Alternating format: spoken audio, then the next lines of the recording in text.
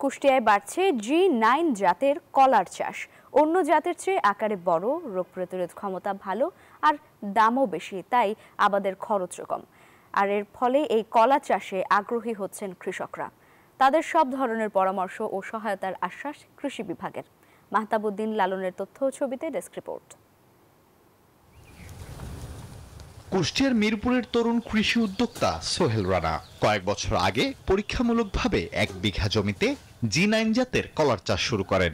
উচ্চ ফলনশীল, আকারে বড় এবং রোগ প্রতিরোধ ক্ষমতা বেশি হওয়ায় সফলতাও পেয়েছেন। বর্তমানে 24 বিঘার বেশি জমিতে কলার চাষ করেছেন এই তরুণ। প্রায় 7,500 কলা গাছ আছে, বিভিন্ন সাইজের। হারভেস্ট করছি কলাতে আমি সব থেকে বেশি লাভবান।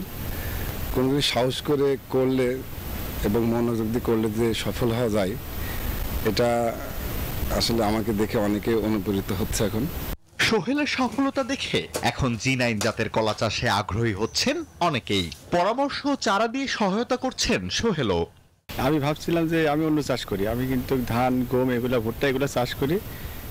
এখন G9 কলা আমি চাষ করব।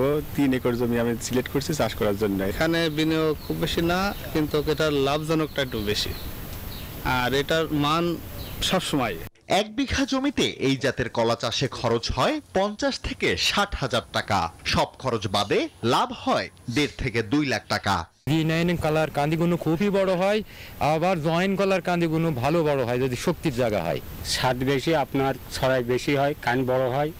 দেখছি আমরা এই 28 মাসের ভিতর 3 বার কলা নিতে পারি। কৃষি বিভাগ বলছে কুষ্টিয়া অঞ্চলের মাটি কলা চাষের উপযোগী। G9 জাতের কলার চাষ সম্প্রসারণে কাজ করছে কৃষি বিভাগ।